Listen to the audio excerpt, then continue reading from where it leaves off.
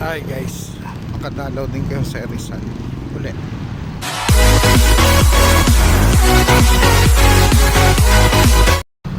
Ayan, nandito ay sure. So, yeah.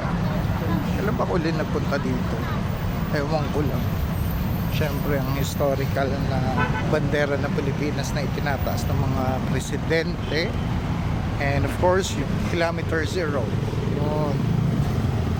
Yan pala, ganda no, nataas ng mga presidente na nangungurakot sa ating bayan. Yun lang ang masakla. Sana maraming punong ganito. Maganda tignan. Ano ba yan? Diba? Sana alos lahat ng lugar dito sa Pilipinas ganito pa. Ay, very relaxing ang arte ko. Lalaking taong arte. Ayan na. Yun o, na yung sinanay.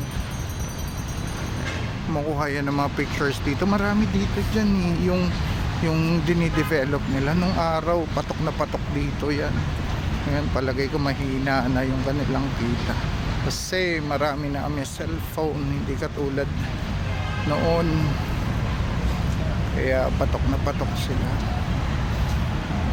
I hope maging okay pa rin yung kanilang negosyo dito. Ewan ko magkano na ngayon ang papapicture sa kanila. Sa totoo lang nagugutom na ako. Hindi ko alam kung paano gagawin ko.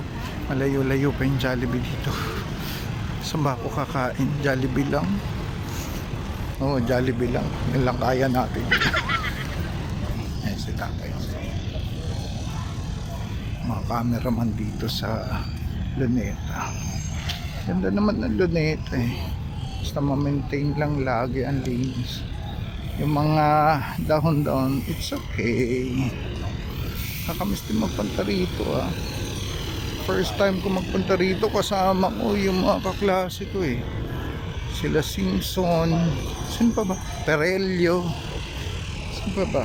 Almading. Kaya matandaan kung sino pa kasama ko nun. Nare-recall ko. Pero sila yung mga kasama ko ng high school dito na may project. Mga pinipicture na namin yung mga historical site. So nakarating din kami noon sa Intramuros kasi malapit lang yun. Pero marami na rin na bago dito, like yung ano na to, yung lugar na yun. Laki na ng amphitheater. Abot na dito sa labas yung kanyang tawag doon, canopy ba tawag doon, yung bubong niya. Dati kasi nandun lang, nunod kami dyan nun. Mga cultural na palabas, libre lang. Concert at the Park yung pinanood namin nun. Kasama ko si Tito Nante, yung tito ko, sa Nueva Ecija. Naglibot kami dyan. May nangyari pang yung tawag doon, yung nagtatahisyan, nagkaroon ng wardrobe. Alam niyo na. Pero tuloy pa rin yung sayaw niya, nakakatuwa. The show must go on. Yan. Para kung to, sa turista sa sarili kong bansa. Wala lang, gusto ko lang mag-ikot-ikot today. Kaya ako'y nandito. Pero pauwi na rin ako. So nagugutom na ako. Ano to? Bago. Yan. Japan's grant aid for the project for introduction of clean energy and solar electricity system. So pinapatakbo to na solar panel. So kaya pala bukas lahat ng ilaw dun sa taas kasi libre. Pero hindi libre yung ilaw yung nakabumbilya. Pag napundihan, bibili pa rin. Tapos wastes, clean energy. Pero dapat pinitipid din nila para hindi kaagad mapundi yung mga ilaw. Pakailamero talaga ako kahit kailan. Senior Citizens Garden. Meron na silang ganun ngayon. Ang daming kalapati. Yun.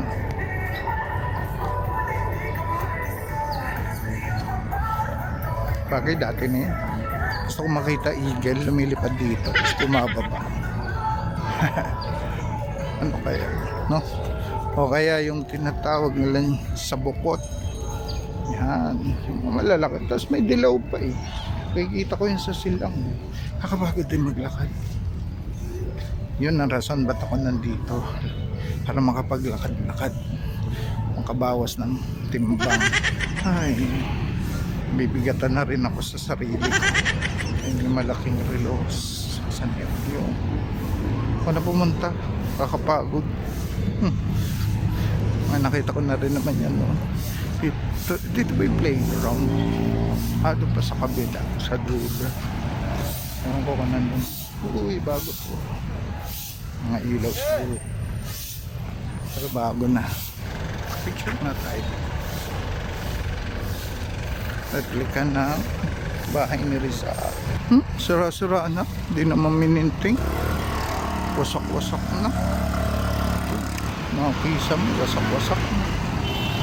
Tatawid na tayo sa kabilang dako kay Lapu-Lapu. Kuya kakain ang bansang museo ng Pilipinas. Okay. Laki ni Lapu-Lapu. Si Lapu-Lapu ay isa sa mga trinidor din, ano? Dami talagang trinidor simula noon hanggang dati sila Ginaldo, trinidor kay Bonifacio at kay Antonio Luna. Laki niya. Ba't di ako tumangkad ng ganyan? Ang ganda ng ginawa dito sa ano, sa National Museum.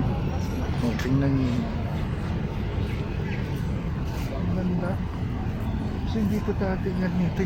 Parang yung tama si Lapu-Lapu noon nandoon sa dulong yun. Ngayon nandito na, nilipat pala to. Pero gutom na ako. Tanging Jollibee lang na nandito. Pakain ba ako?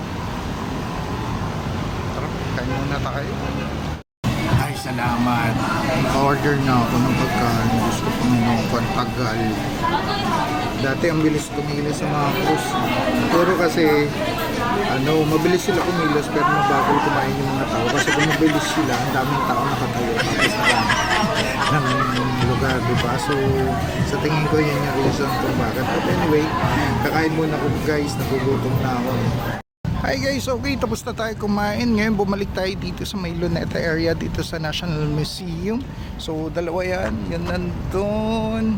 Ayan, at saka yung isa nandito. Ayan, tapos dito nakalagay dati yung fountain pero tinanggal na nila yung malaking ng Pilipinas. Okay, so yun lang. Ako uuwi na rin. Siguro papasok ako dito sa National Museum pero saglit lang ako kasi hindi na ako makakapag-video kasi wala na rin akong battery, na ubos na rin. Wala naman akong mapapagsaksakan dito. So yun lang. Ito po si Tatay Joe. Ingat kayo palagi.